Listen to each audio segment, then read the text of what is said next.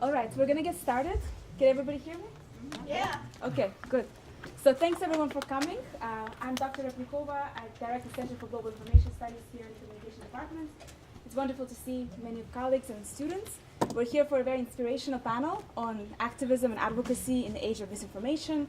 And as someone just mentioned a moment ago, all the craziness. So let's learn from our amazing speakers. We have quite a few. One of them is late. Aisha is late due to a press conference. So if she walks in, don't be surprised, she's dealing with all kinds of issues, so hopefully she'll still join us. But we'll start here on the right. This is Professor Todd Wolfson. He's coming from Rutgers University, Associate Professor of Media and Journalism Studies. And he's had experience of researching the issues related to intersection of new media and advocacy, activism, social mobilization for a very long time. His book of Digital Rebellion, The Birth of the Cyber Left is very exciting work that I hope all of you will check out. And he's going to comment on all the presentations and offer kind of a longer historic, but also just like a broader view on all of these issues coming out of Atlanta today. Our next speaker here is Bill Taft. He's the co-director of Common Good Atlanta. It's a college in-prison program that has offered literature, creative writing classes, math, and book art classes. I don't know exactly what that is, but it sounds exciting. The book art courses, he'll tell us all about it. And this program has been taking place since 2008 in a men's prison outside of Atlanta. He's also teaching classes there, so he'll tell us about that and how many people are involved and how all of that works. So welcome to Bill. Our next speaker right here is Tariq Baiyina. I hope I pronounced your name right. So welcome, Tariq. He's a community leader in Southwest Atlanta. He studied with Common Good, so he studied with Bill for quite some time while serving a 15-year sentence in the prison, where he also started an Islamic studies program as the prison imam. So very exciting initiative that he started while being in prison. And now he's leading the Inner City Muslim Action Network and its Green Reentry program, which helps formerly incarcerated people find jobs. So a very meaningful initiative that he started and he's leading. And last but not least, a very exciting activist, Genesis B. I've met her recently at a friend's gathering, and she's a very fantastic artist who's traveled all around, just back from New York, multidisciplinary artist, that's an activist for social justice, which focuses on bringing human dignity to the forefront of divided America. Her work has been covered by various media outlets, including Vice and Billboard, and her latest exhibit, People Not Things, is coming up in Atlanta sometime this year, right? Yeah. So let's be alert to that and all check it out together when it comes out. So welcome to everyone, and we look forward to your comments. So we'll start with Todd. We'll start with Bill, and then Todd is going to conclude us. We're kind of going to go around and back. Oh, great. All right. And we'll speak for about 8 to 10 minutes. I'll let you know when you're running out of time if you're not finished. And please, share us your experiences, but also how communication plays into your advocacy work and what kind of challenges you faced in recent, period, and what new tools, new strategies you're using to attract public attention to your cause. All right, thank you. It's good to be here. One of the biggest problems that we face as teachers in the prison is we're often forced to represent the students' experience at presentations like this, and that's always frustrated us. We want the students to be able to speak for themselves. So to solve that problem, the students wrote their own identity statement. They spent about 3 weeks working on it. They worked with Dr. Elizabeth Beck from the Masters in Social Work program right down the street. And we're going to start by reading this identity statement, and then in their words, they'll tell you about Common Good Atlanta and what it does. And to read it will be our alumni, Tariq. Assalamu alaikum. Peace, everybody. I'm privileged to be able to read this as a alumni and a former prisoner and student in this class.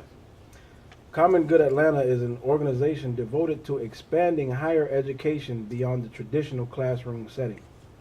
Since 2008, Common Good Atlanta created a community of scholars inside Phillips State Prison, which is in Beaufort, Georgia, by connecting us with various faculty and dedicated individuals from across the state, nation, and globe. This environment cultivates within us the knowledge, experience, and confidence needed for a better future. CGA is a diverse group of passionate, ambitious students that are capable of renaming the world. As scholars, we work to break through stereotypes and constraints by growing and expressing ourselves academically. By working through rigorous academic challenges in a creative, scholarly manner, we have transformed and challenged ourselves through humanizing experiences, which in some instances has saved our lives. The results of our work is demonstrated by a body of academic achievements that now stand archived in prominent institutions of higher learning and in several journals and periodicals. Thank you. And that's there's a lot in there. And the journey to that document began, I think, in 2008 when Sarah Higginbotham started the program. She was a grad student in the English department right here, and she wanted to teach in a prison. She had to contact about 50 wardens, I think. Is that possible? A lot. Before someone finally replied to her email. And she was able to start the program at Phillips State. And I came to one of her presentations when I was a graduate student in the creative writing department. And I saw her presentation. It was in a room a lot like this. And I said, how can I help? And that was around 2011. And since then, we've worked very well together, and the program has expanded. Our initial focus was on reading, studying literature, and then creating literature, creating work through writing.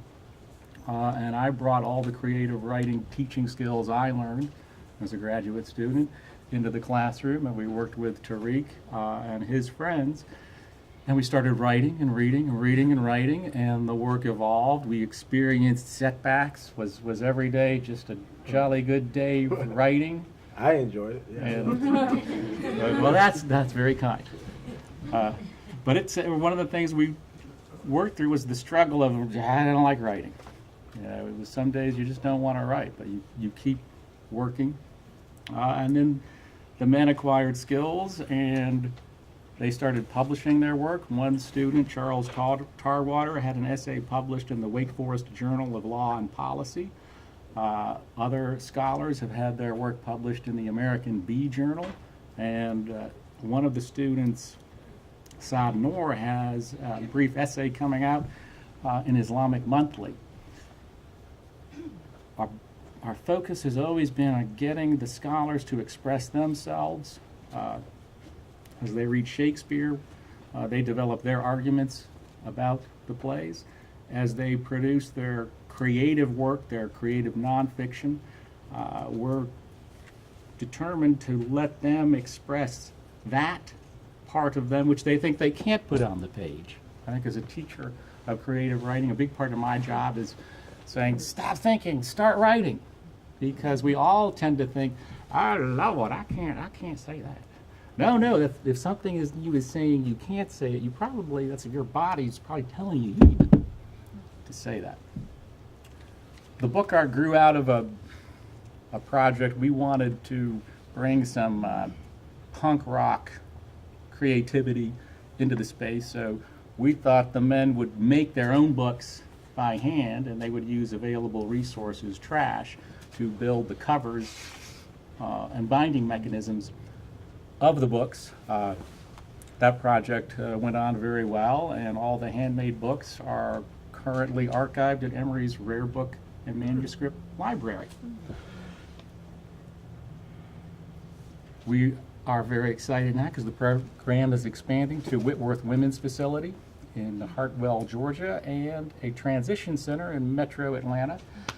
And this spring semester, Dr. Robert Woodrum from Perimeter College at Georgia State University is teaching an accredited history class, History 2110, a survey of American history. So that very briefly is 10 years of Comic of Atlanta history. If you have any questions, we can follow up afterwards. But why should you trust anything I say? I'm a teacher. Never trust your teachers. You can quote me on that.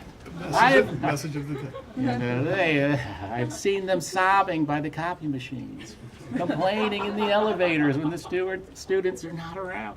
So anyway, but here Tariq can tell you more about what we've done, what we're trying to do, and what he's doing. Yeah. So Bill's a great guy, obviously. He's a very dedicated teacher, and the class loves him, along with Dr. Sarah Higginbotham. You know, their dedication and their endurance has shown us, you know, that so long as you stick with something, it's an example for many of the people in the prison. So long as you stick with something and you're passionate about it, you can accomplish anything. And I think that their program in particular is one that is very necessary in a prison environment. A long time ago, college was taken out of the prison, particularly in Georgia. And the focus went from a reformative form of justice to restorative justice, which is something we actually studied in class. I mean, not restorative, but retributive justice. So taking retribution, you know, for crimes instead of restoring individuals while they're in prison. And so this is an effort to move back to that more reformative, restorative ideology of rebuilding people, and in doing so, helping them to re-enter society and rebuild society, be a benefit to society. So me personally, I'm originally from Rochester, New York. I moved down to Atlanta in 1999. I caught a charge of armed robbery in 2000. I won't go into detail. 2002, I went to trial, and I was locked up for 15 years in the Georgia State Penal System. During that time, I've been through many things, experienced a lot of growth and development as a person. And part of that growth and development obviously was being associated with Common Good Atlanta. I had traveled to several prisons during my incarceration, and it was the only, when I got to Phillips State Prison, which was the last facility that I was placed, I saw this program. I had never seen anything like it anywhere else in Georgia. I didn't even know that they existed. And so I saw people in dorms that I was living in, and they're sitting around reading Shakespeare and, you know, Dante and stuff. I'm like, what are you know, where you getting these books from? You know, why you? And they're writing essays about this stuff. I'm like, what do you guys got going on? They said, oh, it's Georgia State. I said, Georgia State? There's no Georgia State in prison. What are you talking about? There's no college in prison. Because I had been looking. I mean, I had actually done research. I wanted to do a correspondence course through Ohio University, but it was just a little too much. They didn't have any, you know, scholarship or Pell Grant opportunities for it. So I was just in disbelief at first, you know. And this was like, what, 2012, where I became associated with Common Good Atlanta. So finally, they told me, look, just come to the class and meet the professors, Sarah and Bill. I mean, you know, they'd be happy to meet you, you know, good people. So I went and actually met Sarah and Bill, and they were very inviting. Said, yeah, oh, if you want to get in the class, yeah, we're happy to have you, you know. At that time, it was kind of a little more loose with the administration of the class. Like, you could get in easily. Right now, it's a little more strict, and now there's a high demand for it. Right, and some of the classes are accredited, so students have to take the Accuplacer exam in order to be enrolled at Perimeter College. When I began, there was no accreditation, so it was very, very recent, actually. Right. And you want to speak about that before we go? Well, we should. How are we doing time-wise? Yeah, we are doing okay, but it would be great if you guys talk more about sort of the work that you're also doing today, like Tariq, your organization. Yeah, that's right. Yeah, Huge, and what kind huge of story. like, what kind of strategies I are can you easily using go to off on a communicate, tangent. to get awareness? You know, how can people get involved? Like, what sort of things students should know about when it comes to your current work? Okay, so right now, first I have to correct you about something. When I first got out of prison, I found out about IMAN, which is the Inner City Muslim Action Network. And they're so I didn't start You that. didn't start it, No, okay. I didn't start it. It's a privilege just to be able to work with them. So one of their representatives is here today. Her name is Mediha, and she's available for you to speak with. She's in the back room back here with the hijab. Yeah, but Iman is based out of Chicago, so they've been around. They've been around actually for maybe 20 years or so now. They just opened the offices or a chapter down here in Atlanta a little over a year ago. So around the time I was getting out, I got out last March. And their focus, one of the main focuses down here that they have, is on a program that they call Green Reentry. And so this program is focused on capturing individuals coming out of prison and equipping us with the tools that are needed to be able to succeed, in society. So that goes for training, prepping, and different professional environments. Also placement, job placement, things of this nature. So they pay you to go. They pay a prisoner to, when they come out, to go through a training course, which is a technical program, teaching maybe a trade of plumbing or electrician or something like that. And once you graduate, then there's job placement and things of that nature. So it's there, and they also have a. So when I first got out, we were working on a home on Cascade Road, and that home is now being turned into a halfway house, or a parole house. So they're also having housing for people who do not have a place to go when they first come out of prison. That's really a big thing in Georgia, actually.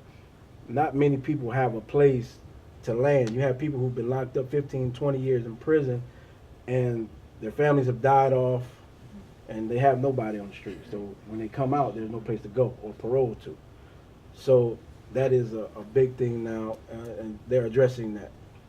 So it's a privilege to be able to work with them, and I continue to work with them. So what he was alluding to is, while I was in prison, I had the honor of being the prison imam, or the prayer leader, amongst the Muslim population in prison.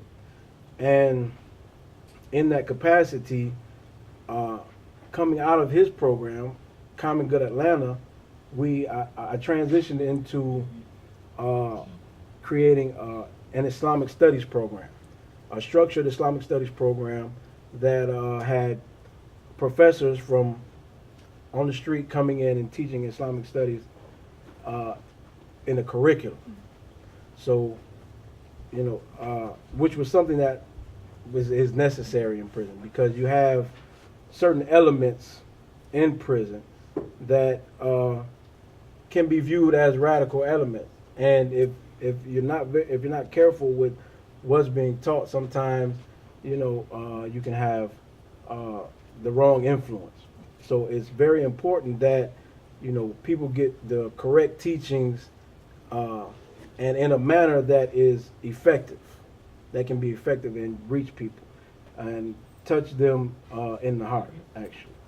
So because that's when you see change. The change begins in the heart. And so that's what we tried to do, and we were pretty successful at doing it. And now I'm connected with some of those same professors that I was working with on the street.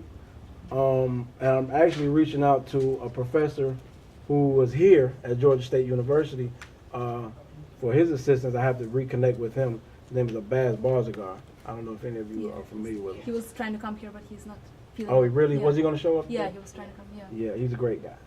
So he was actually going to kind of mentor me in that effort while I'm out here to try to continue that education process. And because it's not perfect yet, but we're trying to work. We're trying to get it there. Excellent. On that note, we're going to move to Genesis and hear about her work, what she's doing, how she's gaining awareness from the public, what students can also do to learn more about your projects and to get involved in some ways. May I stand up? If you want, I mean, it's up to you. Whatever you want. Every time I put this pen to paper, I aim for greatness, never waver in the face of fakeness. Passion of a fighter, patience of the freedom riders. Plucked a strange fruit and made a pie for you to digest. It's hard to swallow. We vote for men whose hearts are hollow. Disrespect our past and promise us tomorrow. It's hard to follow. So I just lead forward. I need more than a dream or just 3/4 of a keyboard. Man, mistakes they can't admit. They looking at me like I can't exist. Feed me trash and bacon bits. Man, I plead the fifth. Ain't nothing more to say. So I'ma stay till my dying day and never turn away. Cause we deal with the same leeches. Rallies and hate speeches. Protesters go toe to toe. Bloodstained sneakers. This land of mine's in decline. Laws we can't abide by. End of times. Hardest thing I try to find was silver lining. A mother's love is a magnet with open caskets. Expose the actions of the savages and evil tactics. I can't eat, can't breathe, I can't sleep right. I built an army, I'm just waiting for that green light. See, in our nation, nothing's sacred. Babies' lives being taken, another body on the pavement. I need some ventilation. But until they compromise in the midst of all the lies, I can't fail, I can't lose. See, this is the life that we choose. Instead of dwelling in my solitude or sitting back waiting for that perfect opportune, I try to rise to the top like a hot balloon. And situations made my life pause like the Commodore. Hurricane rain baptized me. Every word I spoke like my boat's capsizing. Please throw me a raft or show me the cash. I'm gonna show you how a country girl can grow from the past. Listen, I ain't talking about FEMA, that wood grain grip looking sick in the two-seater. My boy got hit legit with 2 heaters. Got him for his whip, his chick, and his new Adidas. See, we all got demons, but now I gotta face them. My dream's so close that I could taste them. And though my heart's racing, I gotta take it out of the equation. It's in our destiny to be amazing. Yes.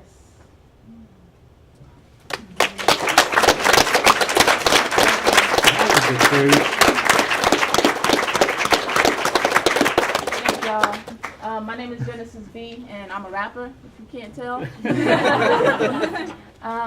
I'm a rapper, I'm an activist. I use hip-hop as a means to empower young people and just anybody. I really, truly believe that self-expression and leading with boldness is the way that we can reach people who feel like they don't have a voice, because everybody has a story to tell. I really believe that.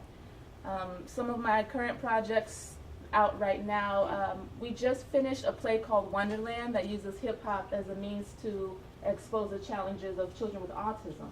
It's a theatrical play, 20-member cast, and it debuted in Mississippi about 2 months ago, and it is actually part of the Southeastern Theater Conference Fringe Festival on March 9th in Mobile, Alabama. If anyone's around, go check out my kids, they're amazing. Mm-hmm. So kind of like using hip-hop as a means of education, so whether it be trying to center people on the fringes of society, or people who don't have those voices, differently able, LGBTQ youth, people who have just gotten out of the prison system, children who are at risk of entering the prison system, HIV and AIDS awareness, you know, any topic can be explored through hip-hop, and I'm just a conduit, a vehicle to help make that happen. Very blessed to be here. I'm happy that you brought me on this panel. I don't really have anything prepared in terms of presentation, just wanted to share a little bit of my work and say I'm from Mississippi originally, Katrina survivor. Went to NYU at the Clive Davis Institute for Recorded Music.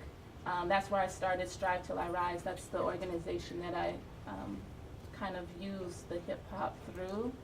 And we just travel and we work with kids. We do workshops. We help them get their voice out. And yeah, that's me in a nutshell. That's fantastic. Thank you very much. So we'll turn to Todd to comment on all of this. All right. And also to give us some other perspective. Yeah, I will. And I'm inspired by Jason, so I'm going to go up there. Okay. And of course, I'm the academic, so I'm going to have to give a presentation. I'm so sorry. But anyway. Should we get out of the way? No, I don't have any PowerPoint. You can. Okay, all right. But thank you. Thank you so much for inviting me, and it's great to be here. And I was saying this when I came in. I'm in Philly. I live in Philly. And it's a little colder there right now, so I'm just so happy to be in this corner. I was outside for like 20 minutes just in the sun, and so it's very nice. I'm very glad to be here. And I really like the frame of the panel that you all put together, but I want to expand it a little bit, right? I think it's really critical for all of us who do work to think about the way we do the work we do, whether we're teachers, organizers, artists, cultural workers, media makers, people struggling for liberation, right? All of us have to see our work within a broader historical frame. Our work, and this is a point I want to make today, our work is structurally conditioned. It's impacted by the way society operates, and particularly big parts of society. So the way we do our work as artists, as organizers, is structured by the way capitalism operates on us, by the way the state operates on us, by the way racism operates on our communities, by the way patriarchy operates in our communities. And so in order to understand this and see how that work impacts the work we do, we have to think about how history impacts social movements. And I think when we're thinking about post-truth organizing and post-truth, that's a moment, right? But there's a bigger moment I want to peel back the layer on and have us think together about it.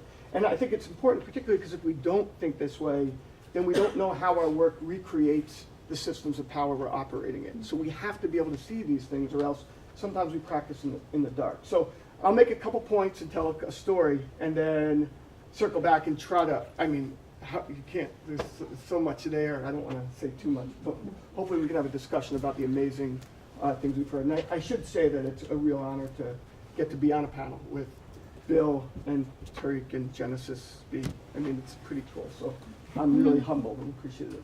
But, so the story I want to start out with starts on the 17th of December 2010 in a small rural town in Tunisia.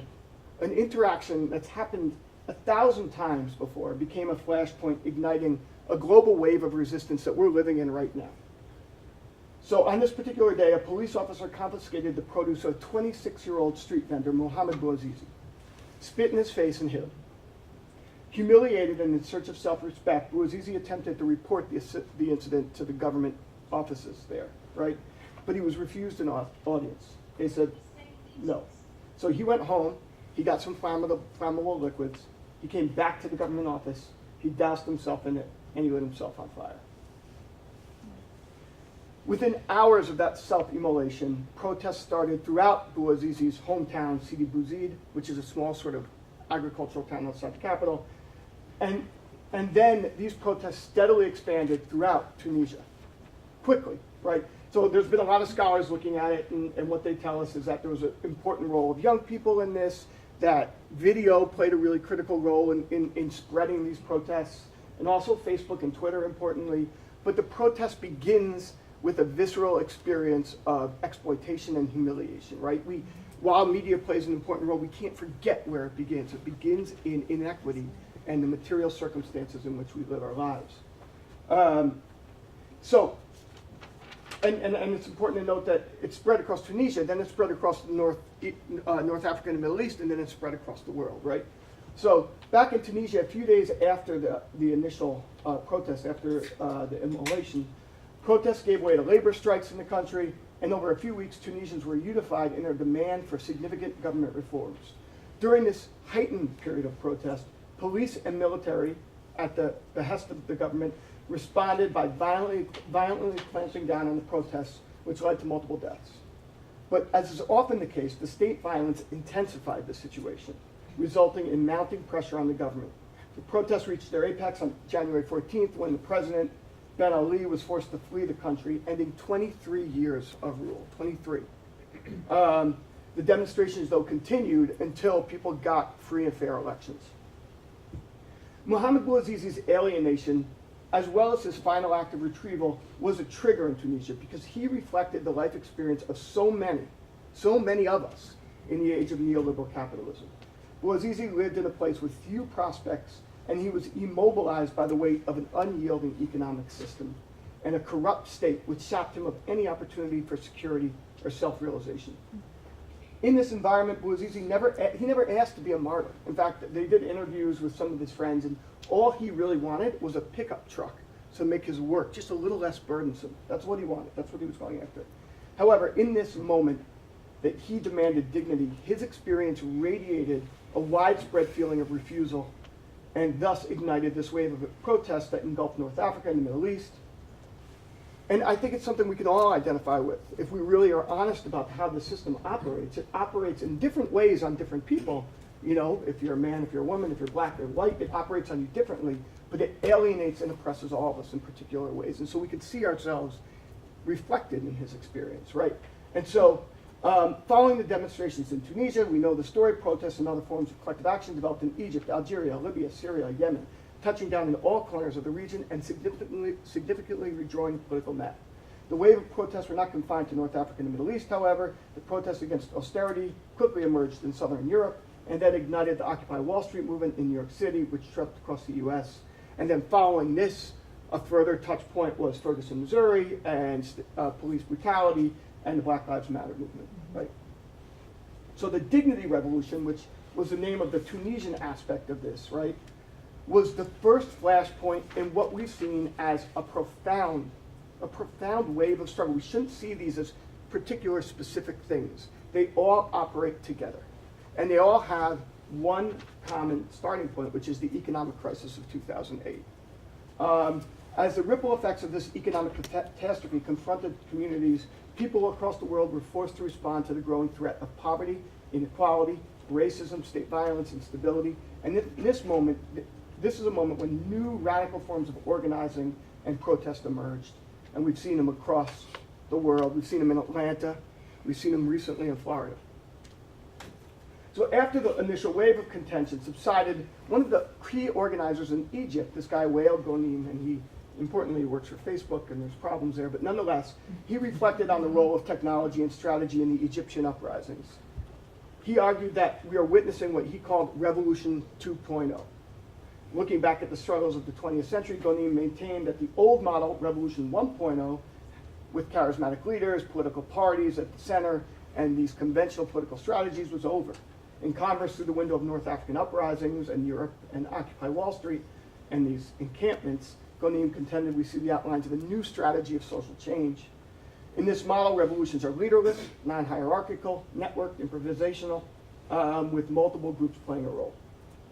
So I want to make, I don't want to burden you too much with this story, but so I'm going to move on. I want to make 3 points about this, though, and then we can maybe have more of a conversation. So first, I want to build on Ghonim. He's right and wrong, right? He's right. We're seeing something new. He's wrong. It didn't start in the Arab Spring. It didn't start in North Africa and the Middle East. Actually, I would argue that it started about 30 years ago. It started in Mexico, right, with a group called the Zapatista Army of National Liberation, who rose up on the day the North American Free Trade Agreement went into effect. We don't have time to go into the specifics of it, but what's important about it, there's many things that are important about the Zapatistas, but in this particular way, they were the first revolutionary movement to emerge at the time that the internet was going public, right? And so they're the first ones who set strategy using the internet in very particular and strategic ways. And so all of the things we've seen from the Zapatistas to today started there. All the strategies, they've changed, they've adapted, but the core of the strategy for how communication operates, how we use media, I would argue begins in the poorest state of Mexico, in a place where at the time there was maybe 1% internet density. So only like 1% of the population had internet, yet they were strategizing how to use the internet in ways we're still trying to keep up with. So that's one point, that we're living in this large kind of wave of resistance, of social movement-based resistance that starts in the 90s and is still going on today. And we need to see them as all connected. The second is that most of the people who write about this say it's all about these new technologies, right? The internet, our cell phones, easy, cheap ways to make video. And that's true. These things are important. But I would argue, and I want to mark for us to think about, that it's not just technology. What it is really that's impacting the way these movements operate is capitalism, and particularly the way capitalism has changed over the last 40 years. And so people talk about this transformation from a Fordist form of capitalism, where we have a bunch of people working in a factory, to a more flexible form of capitalism where people are gig workers. They're working at Uber for an hour, then they're going and dropping off a dinner through Instacart or whatever, you know? And so the economy is transformed, and it's then transformed the way we live together, right? And then not only that, but as the economy transforms, so does the state. And so with capitalism changing, the state changes. So with the rise of this neoliberal form of capitalism, we see less and less social programs. Money gets disinvested from communities, and at the same hand, when money gets disinvested, we need to create more policing. We need to create bigger prison systems. So all of these things are working in operation, the way capitalism operates, the way the state operates. So that's the second point. And then the third point is just to flag some of the core strategies which are already marked of this new movement that we're seeing. One is like this real desire that everyone be involved in all democratic decisions. We see it in Occupy Wall Street, right? You have, if you guys saw it or witnessed it or heard about it, you would have in New York or in Philly where I was, thousands of people sitting together trying to make a decision. Sometimes the decision was important, like what are we going to do about the mayor because he's trying to kick us out. Sometimes they weren't. Where are we going to put the latrine? So democracy all the way down, which has its problems and its good sides, right? The other thing is the role of young people. Young people have played a particularly important role in this wave of resistance. That, again, also has its strengths and weaknesses. And the last thing I'll mark is that media and communication are at the center, and they played a very important role in holding these movements together, which again has its importance. It enables movements to expand really quickly, but it has its weaknesses too, because these organizations are they don't have strong infrastructure. And like Occupy Wall Street, they tend to rise quickly and drop quickly. And then the last point is because there's a high focus on technology, many of these movements are driven by people with the most cultural and social capital, meaning white people, people with who are college educated. So often, not always, because of these ways these movements are developed, certain people take the lead, and that has its problems, right? But at the same time, these movements have also done really good things. So it's a mixed bag. So I guess I want to pivot really quickly and just say that because I'm supposed to respond to you guys, it's hard. Your work stands on its own in such important ways that it's hard for me to really respond. But what I do want to say is, that particularly first with the work around prison, education in prison, to me,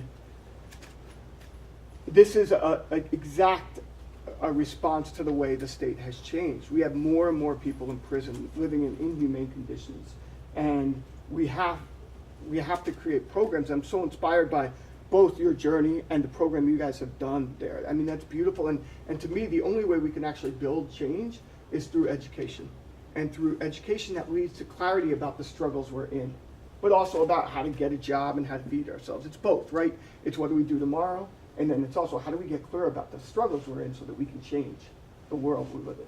And so that cannot happen without the kinds of programs that you guys are working in. So I'm so inspired by it. And then I think I really was taken by something you said, Tariq, about change begins in the heart, which is beautiful. And you can't do this work without love. I'm an organizer. I'm an academic, but I spent a lot of my time in Philadelphia organizing. I founded a group called Media Mobilizing Project with a bunch of other people, and it uses media to build the power of foreign working people.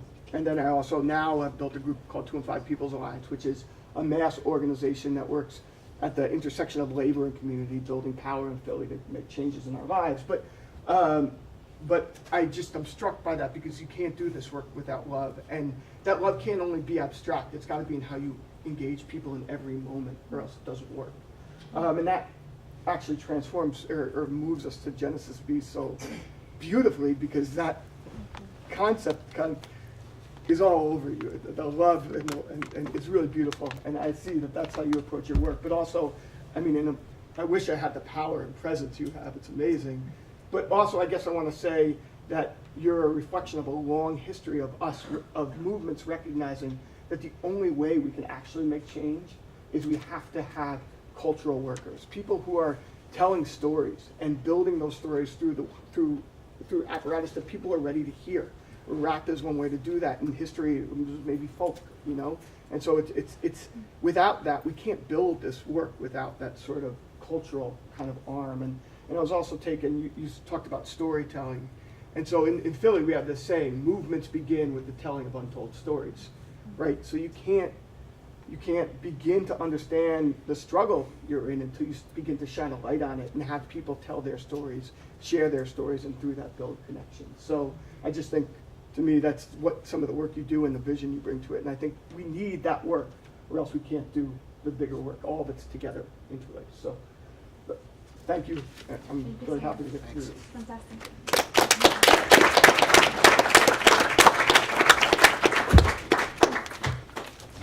So good. It's just Conversation.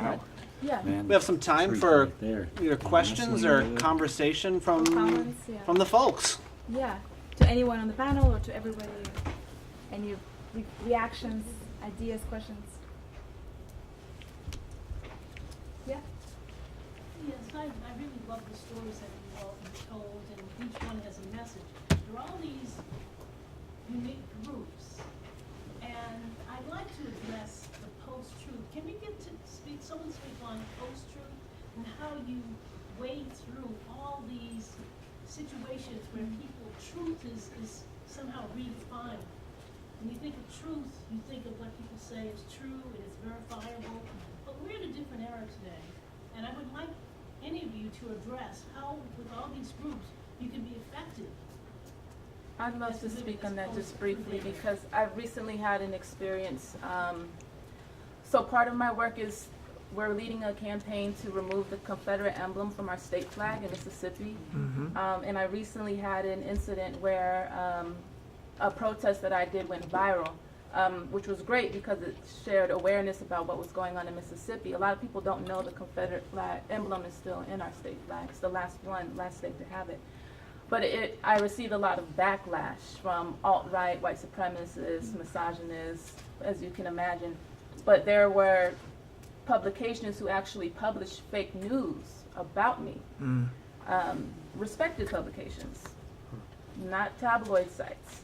And this, it shook me because that had never happened to me. Like as an activist and especially as a hip hop artist, we might say bold things, but some things, when you stand up against them, you don't know the type of backlash, and you don't understand that some media outlets are ran by alt-white or white supremacists who will attack you and slander your name or things of this nature. So it was very interesting for me it was around the same time when, Trump was getting elected and you had all the Russian bots or whatever. We don't really know what happened, and I don't, but we're putting out fake news to kind of confuse people, right? To know whether someone is credible or what's happening here.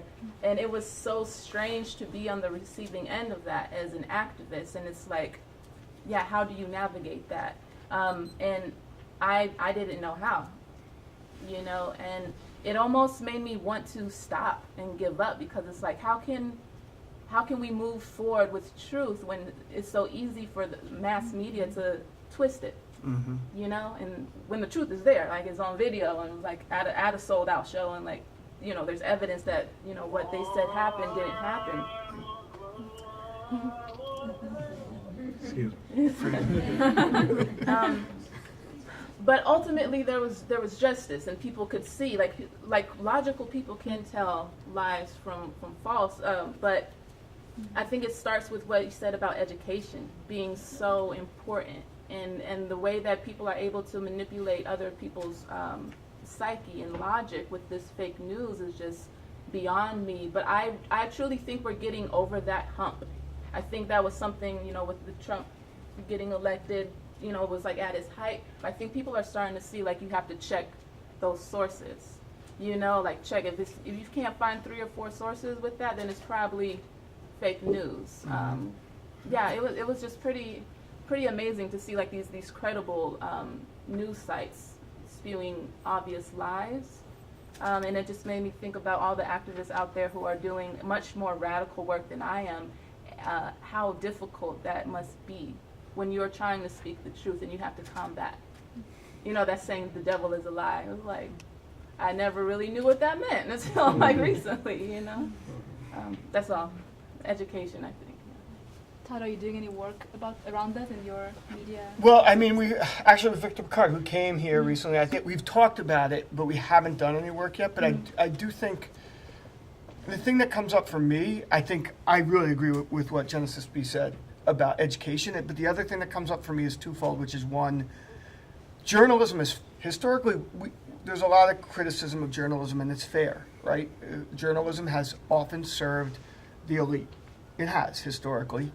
But that doesn't mean we don't have a stake in keeping journalism alive, all of us moving forward, but maybe in keeping it alive, reimagining how it looks. So to me, the only way to imagine it a moment, other than some fancy apps that somebody's going to create, the only real way to think our way through this post-truth moment is to return to local journalism that we trust.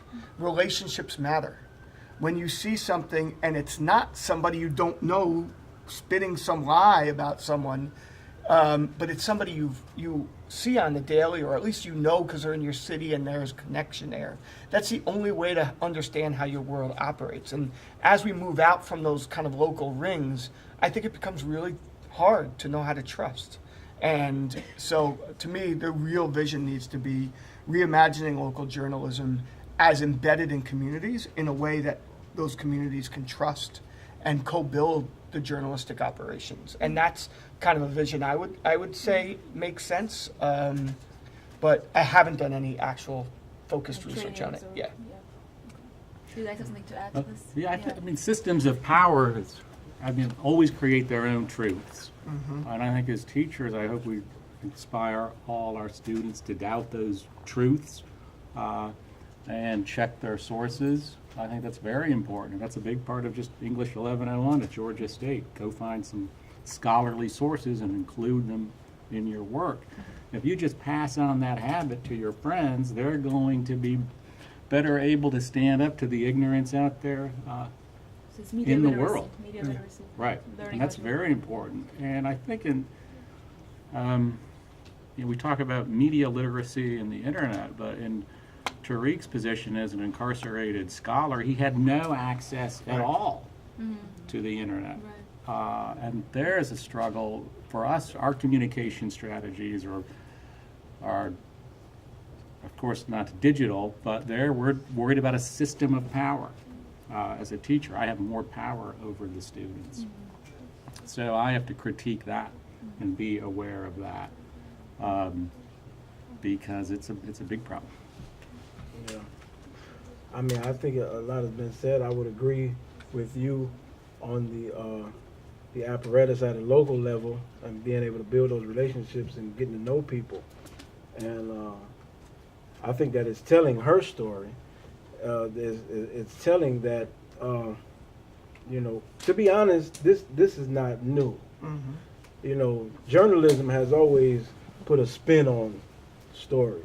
And so, but what I think now, what's happening is that is in a post-truth era. What that says to me is that you're living in a time where the only truth isn't coming from just institutional journalism. Everybody has an opportunity to post their own truth and put it out there in the world, And so you have the question is, okay, is there one truth, the truth, which is backed by a factual statement, or do you have, multiple truths from a bunch of different people? And I think that which really to me is someone's own truth is essentially their opinion, unless it's backed by some fact, something factually sound. But that's what you're contending with today in today's society. And so many people, they use it and for their own ends, knowing that they can reach a multitude of people and be able to manipulate them in one form or fashion or another, using either their fear or their greed or their passion or whatever, and tapping into that. And I think that is very important for us to be vigilant about not being able to be easily manipulated or swayed one way or another, but to seek what that ultimate truth really is by what Bill mentioned as, what may be based upon some sound truth, doing your own study, not just going for anything somebody says on the internet because it sounds good or it speaks to your own opinion. Sometimes you have to challenge yourself, in order to find out what the truth really is. And so that's what I would add. Excellent. Other questions, comments? Hi, my name is Alexander. I'm a political science major. I wanted to talk to Dr. Wolfson really quickly. Ask a question, I mean. So you mentioned that we've moved from a Fordist capitalist system to a decapitalist system, and I was wondering if you think that that's kind of an example of economic instability, or if it's a evolutionary trait of how we're moving in an economic system. I think Fordist, like the early part of the 20th century, the way capitalism operated in America was unjust and unequal for the majority of people. And the way it's transformed has become unjust, like by a figure of tenfold, right? It's become, I mean, one scholar who's a political economist argues that the new way that the economy is supposed to operate is the most massive redistribution of wealth from poor to wealthy in the history of humankind that we've watched over the last 30 years. And we all seen the numbers that 5 Americans own 30% of the wealth, that 1% owns 50% of the wealth of this nation. I mean, just crazy figures that were not the figures we were seeing in the first half of the 20th century. They weren't good then, but the kind of way that our economic system has been rigged, and it is rigged. It's not an invisible hand, it's a very visible and direct hand. The way that economy operates in a way that's created immiseration at levels in this country that and across the world that I think have not been seen in the last couple hundred years. And that's what I think. I think that it's pretty clear. Questions? Yes. Kind of question statement. My name is Philip. It is true that most movements respond to that spectacular event, as the one you pointed out. But how do we respond to what's being called slow violence? For example, the modern day capitalism is a result of a slow violent rape of humanity over a century or even longer. What we're doing to ecology is a form of slow violence. The fact that we use weapons of war to hunt both children and animals is a form of slow violence. How do you get around the challenge of the slow, which to me is a more potent war that we're confronting? How do you get around this slow violence concept towards being an activist in our world today? Do you all want to? Please.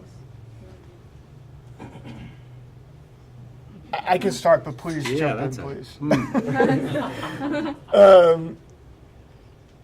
To me, there's two things. One is that, like, Mohammed Bouazizi's experience was a moment that captured that slow violence that was taking place in Tunisia, right? So that it wasn't that he was humiliated in this one moment by this one police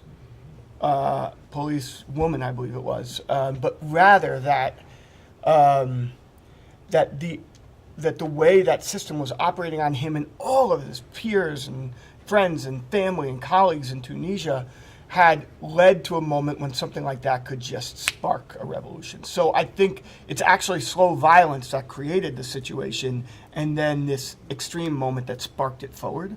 And I think we see that in history. If you think about many Russian revolutions, they often were sparked with like 1905 Russian Revolution was sparked with the Bloody Sunday massacre, for instance. You know, in America, also the Boston massacre. I mean, I think this is there's always a moment that encapsulates extreme deprivation and moves it forward. But that's not the only answer I want to give you, because I don't think it's only conditions that create change. It's also us. It's us educating each other. It's us doing the cultural work. It's us organizing in our communities and building the networks of power that enable us to seize moments of opportunity to make real change in our communities. So I think, just to talk about Trump for a minute, there's no way we can not see that. each to their own politically, but it's hard not to see that as a catastrophe, right? But also, it's led to some amazing organizing across the country. Not only in Florida, but Florida is a great example, right, of people kind of seeing this as a moment and building the networks of power, bounding together and making change. And so I think the organizing work is key. And that without people working, being cultural workers and educators and organizers, there's no way, we're just hopeful that one day somebody sparks something, and that's no way to move forward. So. Yeah, I can only share my experience. I mean, you have to decide how to deal with the slow violence yourself. I know in the 90s, I would, as an activist, I played music on the steps of the state capitol as part of a woman's right to choose rally. So I was out there playing music. Yesterday I was in the Capitol, though, as a guest of Senator Nan Orrock, and we toured the Senate chamber with Tariq, and we talked to legislators and advocated for some prison reform legislation. So those are two approaches I've adopted, two communication strategies. You'll have to decide which ones work for you in order to get the effect you want. There's no, we've got, 30 people here. We have 30 different powerful, strong, important answers to that very important question. Would you like to add anything, Genesis Tariq? I would just say that, slow violence is everywhere, and the opportunity for social work is everywhere. So, it's a very broad tapestry. So, I mean, for me in particular, of course, I'm biased to prison reform and that type of activism and reentry, because I was directly affected by it. The laws that are being legislated, that are biased. I'm going to lean towards that if I'm going to be active. So whatever I think that may be touching your heart, I think that you should use that as a seed to be able to get involved, because like we said, that's where it begins. And so, and you just have to get in where you fit in. You just have to get in where you fit in. I think we live in a society, I'm not going to go too long, I'm going to try. As we live in a society that is a capitalist society. And you think you have equal opportunity in this society. I mean, that's the accepted notion. But to be honest, capitalism is a greedy animal. And once it gets power, it's going to box everybody else out. So there's no equal opportunity in that equation. So the only other thing, and I know this is a bad word to many people, but the only other alternative is to adopt some form of socialism. Now, when I say socialism, I'm not saying it's socialism in its entirety. I'm not saying that. But just to know that we have, as a people, in our government, should have some form of responsibility towards its citizenry. And until you adopt that, I mean, and as far as health and wellness of its population, of our population, and things of this nature, the things that really matter, that social work is geared towards. You understand? So until we as a people can begin to blend that with our capitalist ideology, and kind of, see if we can find some balance there, there's always going to be plenty of social work to go along with this slow violence. So just get in where you fit in. That's all.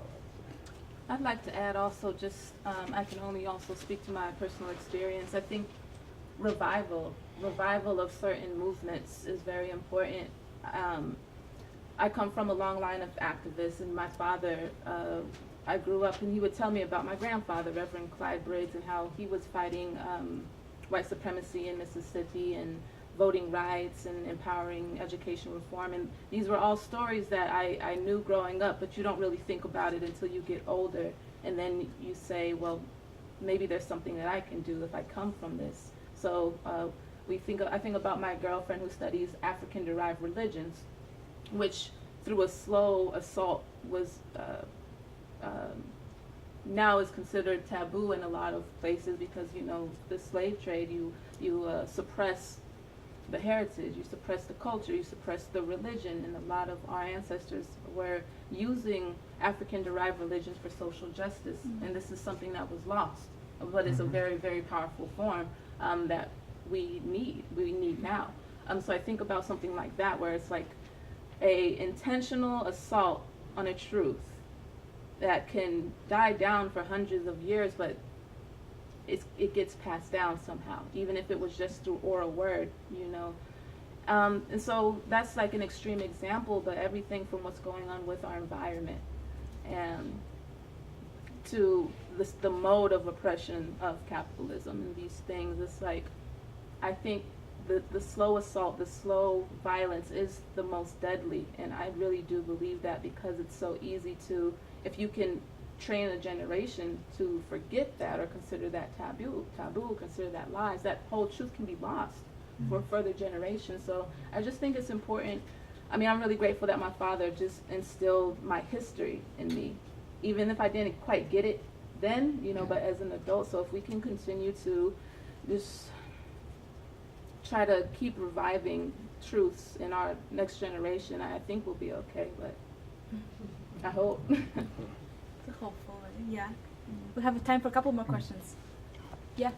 Yeah, forgive me if we've already went over this, but in light of when it comes to activism and wanting to produce social change, obviously there's some form of, a lot of form of persuasion involved. But in this persuasion is passion. Many times, as you've been said, you know, some people are biased, you know, or you know, have that fire because it has affected them. Is it important to, or just general thoughts on when it comes to management of emotion or that passion, how can it affect the effectiveness of your social movement? Is it important to manage emotion or you know, to deal with any of that when it comes to the effectiveness of the movement that you're trying to do? Oh, without a doubt. I mean, first of all, we have to realize that emotion is the humanity in us. So we have to embrace it. You know, that emotion is what gives us the drive and the passion to do what we do. But yes, it must be checked. One of the things that I respected the most about Dr. Martin Luther King Jr. is the way, first of all, he was a tactician. You know, so he knew that doing certain things or creating, you know, certain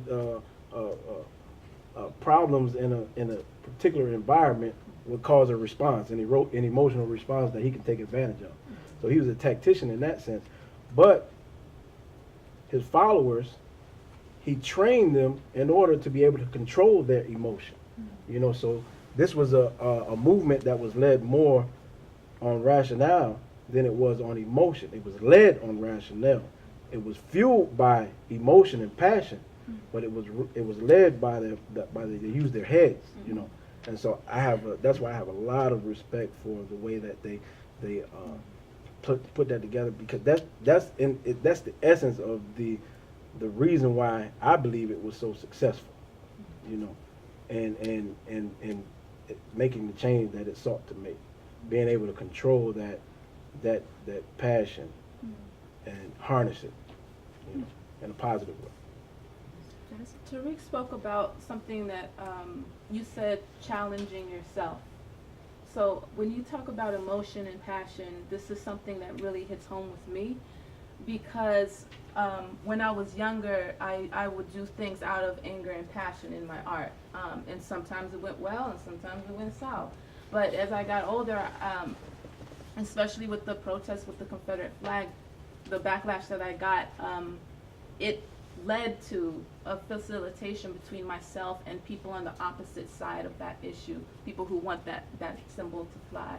And it led to us facilitating healing sessions where we bring together both sides. So although the initial reaction was out of anger, it really led to this opportunity for me to now check my emotion and challenge my conceptual, my ideals and what I want versus what they want, and like, okay, how do we now have a respectful discussion that could lead to compromise? So I think that's where the check comes in, because you have to realize, as passionate as I am about that flag coming down, there's somebody equally as passionate, or not more, who wants it to stay up. So where do we go from here? And I think that's where you have to really check and challenge yourself to, I mean, my mind won't be changed, but it is about, someone said, changing hearts. You know, if you can change someone, soften someone's heart to at least have a discussion with you and see you as human first, then maybe they can understand your idea and respect your opinion, and maybe a compromise can be met. I think emotion is very important. Just as I've learned to be much calmer. But as a teacher, I've found it to be very helpful to talk to students about things that make them angry. Because many of the undergraduate students, especially the first-year students, think they can't write a paper about something they're angry about. So the student tends to be quiet and sit in the back, and but he or she might follow up with me after class. And usually in about a 2-minute conversation, we can talk about what makes that student mad. And as the student talks about why he or she is mad, suddenly they're speaking in thesis statements where we have supporting evidence. They're citing documentaries. And all I have to do is say, that's it, don't stop till you hit page 5, it's due next week, go get it done. Write it down. But that's, I think we are a little, you know, the trick is, or the art of it is, how do we take the emotion, recognize it, and then turn it into something positive and productive, and then join the conversation. I mean, that's just really, really, I think, important. I'll say, and this builds off something Genesis was saying, like, to us, we see, this is Philly work around media that we do, that there's two sides of how we want to tell a story. So one is humanizing, right? So one is like really developing a story that humanizes people or brings a real issue to light. So we made a video recently about Philadelphia public education system, which is completely underfunded, right? And you have students sitting in class on radiators without textbooks, with no counselors, with no nurses, with no athletic or arts program. While if you go over the county line to largely white Lower Marion County, you have computers in every classroom, and like so we wanted to tell that story, and that story is emotional, right? So there's partly built, so one half is humanizing and telling the story and building the emotion, and the other is a little colder. It's more like an analysis of why things are the way they are, and like trying to unmask how power operates. And those two things are like two sides of a coin that we usually think about when we're telling a story and trying to think about how they operate together. Other questions? In regard to echo chambers, each of you have touched on this in some way or fashion. Dr. Wolfson, you talked about the importance of creating connections with people. Genesis B, you talked about how important it is to be able to relate to people that might be agreeing with your side, but how there will be people that feel just as strong on the opposite side. How difficult it was, Bill, for you to get started with a situation of common good. Right. Nobody wanted to get going with that, and how you were able to relate, Tariq, with the various struggles that you were dealing with as a prisoner, and how you felt about Martin Luther King Jr. and how they went about it together. In an age where media and technology is allowing for truth to be malleable almost to whatever narrative would like to be presented, echo chambers seem to be getting more and more polarized with different extremes. How is it that we can actually go about having that conversation instead of having an argument? Go about reaching those and coming to common understandings as unto growth, instead of just, more and more disagreement and agreement with ones like themselves, leading to further and further division. That's a great question. Oh, I don't have the answer. I was just wondering. Yeah, please go. I feel like you got it. Anybody has answers? Well, I know Twitter is going to be Twitter. They're just going to be mean people, and I don't think you can legislate it, or I would just ignore it. But yeah, there are a lot of crazy people on Twitter. So in terms of echo chambers, I've got something to say, even though I'm not on the dais. So I direct debate activities here at GSU, and I suppose, and I study rhetoric too, and they're related activities. Don't fear argument. Argument is just reason giving to advance a cause. It's not only one's opinion or belief. And so I would say that part of it is to take another look at argument and its better and worse uses. But also because I study rhetoric, I mean, there's an audience sensitivity, I think, that each one of the panelists and presenters has talked about. So Genesis, when you're performing, you've got a purpose in mind, and you're respecting and executing a form for that purpose, and very deliberately engaging in a way that maybe there are lines you won't cross because it won't suit your purpose.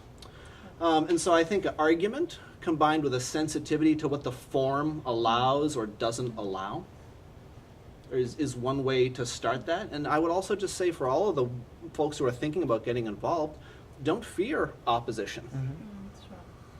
Or don't fear emotion. Like Bill was talking about taking emotion and turning that, or Genesis, you're talking about taking emotion and turning that into something that is productive. And I think what is productive is that exchange of reasons. And then, of course, with audience sensitivity, there are some audiences you can't persuade.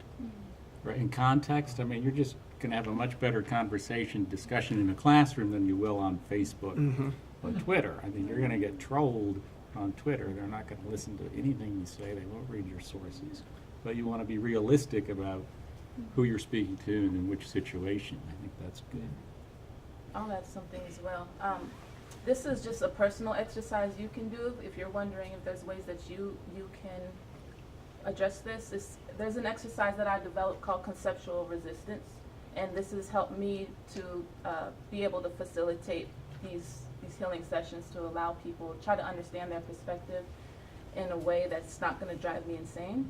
And this exercise is a meditative exercise. You can do it in the morning. So I basically take a stationary object. I like to use a blue cup. Like, I always have a blue cup with me usually out in public, but it symbolizes this exercise called conceptual resistance. So a stationary, tangible object, and I will focus on this object and meditate on this from my perspective. And then slowly I will start now to think, okay, well, what if I'm in this chair? How is Tariq looking at this object?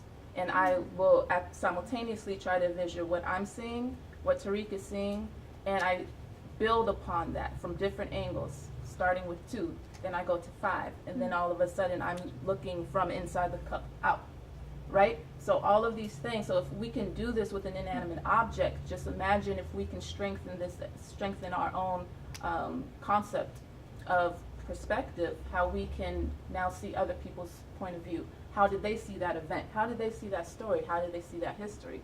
What are all the consequences of how they were brought up and raised and what they were taught? And there's just so many layers.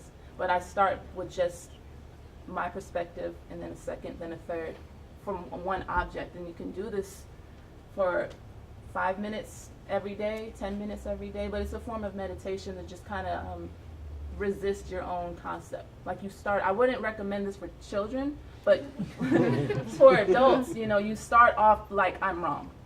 Start off with my perspective of this cup is just like wrong. I don't suggest it for children and teenagers because they are already dealing with insecurities and not really feeling bold in their ideas, but I do recommend it for adults if you want to begin to try to be part of that solution of this divide that people are just, and where does it soften? But it's called conceptual resistance, and you can try it. Just gotta get the blue cup. Or any inanimate object. Yeah. Walking meditation is great. Yeah. I learned a lot through meditation. That is beautiful, I want to say. you. Thank you so much for sharing that. You're very welcome. And the thing that sort of builds and connects that I just want to mark is, and this is again a societal point first, which is that the way we live together really flattens our social relationships, and I see each other through transactional lenses more often than not because of the way we're structured to live together. I believe deeply, and online spaces like Twitter and Facebook do not help with that for the most part, right? And so the only thing I think exercises like that are like the answer, and then the only other answer is that we need to build community together and reimagine how we live together. And that means knocking on your neighbor's door, building things together, building organizations together in your communities that aren't only about getting crossing guard, although they should be, but also about knowing and caring about each other. And that is very hard to do in this society which puts us on the clock so much, and it creates such a transactional set of relationships that then enables this sort of like deep angst about our positions and doesn't enable it. So I think there's something about how we approach our lives with others that's really important, and creating community and really being intentional about creating that community. That is, to me, the only, that and like this sort of self-reflection that Genesis B is sort of asking us to do are the only ways, and they need to work hand in hand. Just wanted to add one tiny point of kind of counterpoint to this echo chamber argument. At the same time, while we're seeing all those divided communities, what the social media in some ways has been empowering is the creation of more transnational kind of activist groups. So we're talking a lot about the local, which is very important, but many issues resonate across the globe, Yes. as Todd was talking about the Middle East. Yes. I work on China, Russia, and other non-democratic contexts, and you see very similar issues, grievances that have to do with social and economic inequality that spark up movements all across the world. So I noticed in my groups that there are people who work together across the nations through various social media. They create their own chambers, and they help each other strategize and deal with different types of pressures from their governments, as well as the economic pressures, and all sorts of ways to kind of come together. So I think that's the kind of empowering facet of the changes in social media. So that's the other side of this coin, I guess. Yeah. I'm sorry, I was going to add one more thing to it, just a mathematical type of way to look at it. The only way to address a difficult division problem is to start with the common denominator. So That's cool. you have very opposing sides that seem like it's going against each other very much. Don't start off with your polar opposite opinion. Try to start off with, okay, what do we share in common? What can we first agree on? Because that'll help to soften the blow, and as you say, to enter someone's heart. So this thing about math can help. Difficult division problems start with the common denominator. Nice metaphor. We need to tweet that. I Yeah. can retweet that. Did someone tweet I that? don't have many followers. Well, I have 3, but no, that's good. We'll have 7. Any final points? Yeah, right here. I also think, I guess anybody, I hope you guys add to that, a big problem I feel, which is, I guess, was a lot of our reputable news organizations has basically not only basically turned the truth into fake or falsified information, not clearly providing the full information, such as you said, socialism is a dirty word. However, they're not explaining to numerous people, such as like the Tea Party movement, that the things that they enjoy, such as Medicare and Social Security, is socialism.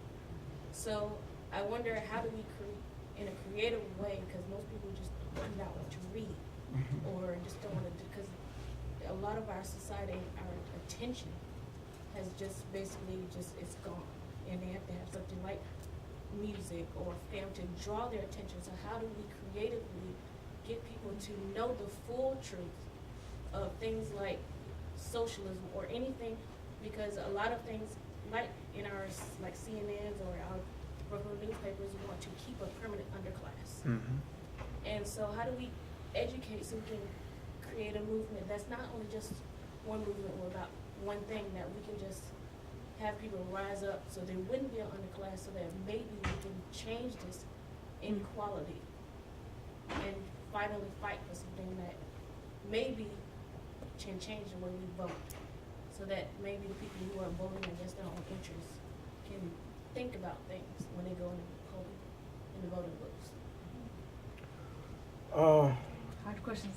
That's a very broad question, I think, that can be answered in many different ways, all of which I can't answer. But we have many societal norms that people just readily accept. We've been brought up to accept certain things, and accepting these things, we become complacent in certain fashions of challenging them. So capitalism is something that we just respect. I mean, we're brought up automatically respecting capitalism. And it has its benefits, but it also has its ills. And we're never taught any of the problems that it has. So I think it's a responsibility of those who do know, those who do read, to in some form or fashion create an expression to reach people, you know, something that is comfortable to them, to reach people in a way that is accepted. Because you said, like you said, many people don't read these days. They don't read. They read what's on Facebook or, you know, on Twitter or something. That's about as far as it's going to go. So developing creative ways to be able to reach these people, because with knowledge, it comes responsibility. When you have knowledge, you have a responsibility for that knowledge. And so, for instance, you know, part of my study in prison was the Quran. And I had a friend of mine back in the day. He said, "Hey, look, man, you got to take the Quran. You got to take the Quran out your pocket. It's not just for me, right? So if anybody wants to know more about what's in the Quran, then it's my responsibility, having studied it and knowing what I know of it, to give them that and do it in the best way that I know possible." You understand? And so that's my responsibility, or a responsibility of mine.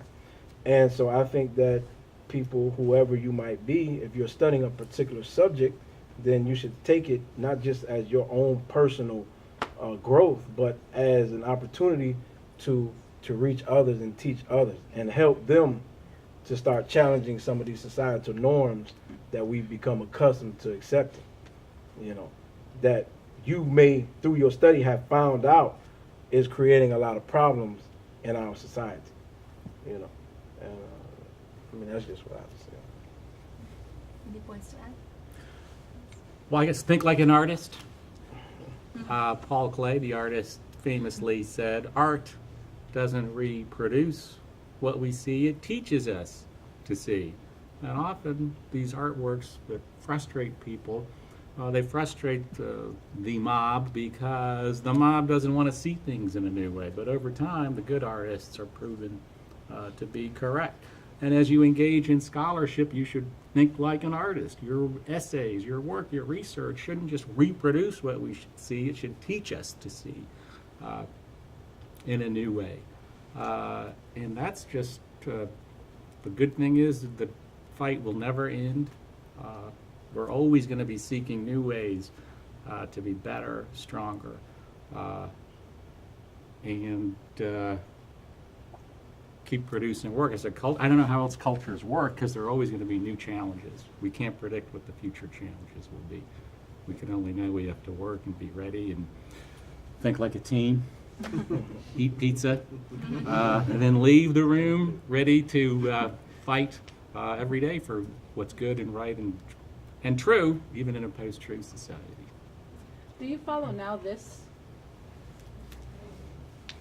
Now This is, it's interesting. They do like really short, kind of creative videos that tackle like really serious issues, and it's like bright lettering that pops up in your face, and then it's like follow someone's story, and it's like short, and then there's like this thing called 60-second docs. I think these people are like kind of leading the forefront of like creating like captivating media that's educational, but it's like when you see it, you don't feel like you've just been taught or geared toward anything. It's just like kind of entertainment, but they give like hard facts on issues that I don't see on CNN or Fox. So I think just looking at some of those type of platforms and see how we can just add to that or use that in our own messages and ways, like, you know, maybe there's a way to do a trap song about socialism that's like bright and colorful and cool, and then these kids are like bumping to socialism, you know. I don't know, I just think that you're right though, it's like there's really no attention on anything, so like keep it short, sweet, colorful, boom. And just like one thing I'd like to add, so my sphere is more like cybersecurity, public policy, but look at other countries, like for instance with fake news. Sweden and other European countries have attacked this. They're like, no, this isn't going to happen here. Ukraine has been fighting Russia for a very long time along this same line. So just look at other countries and what they're doing, because in America we have this kind of myopic view that we're the latest and greatest, but there are a ton of other countries that are doing some pretty awesome things too. So just check it out. Yeah. Yeah, Adam, you have one more point? Yeah, I think I'm just kind of curious to hear in all of this conversation your opinion or what you think about those terms, so like post-truth or fake news, and how useful they are when it comes to the public trying to engage with the information and like our agency in getting this information in a time where we're fed so much of it. So are those terms useful, or they're a waste of our time? Should we be using other terms, or are they? Yeah. Any thoughts? I think the words that we choose to use are very powerful. You know, when we go back to journalism and talking about how they put a spin on media, they could be talking about, two different journalists can be talking about the exact same incident or the exact same person. Take a criminal, for instance. You can be talking about this exact same criminal and what this person has done, and one can spin it and make it look like this person is an animal, you know, just a burden on society. Let's say it's a drug addict, for instance. It's a drug addict, burden on society, and needs to be locked up for the rest of his life. And the other one can make the same person in the same incident look like a victim.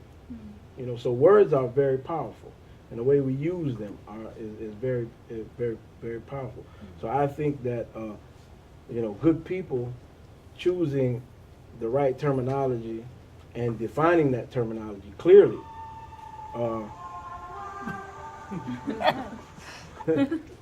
And defining that terminology, excuse me, clearly for people to have a clear understanding of what it is that they're trying to convey.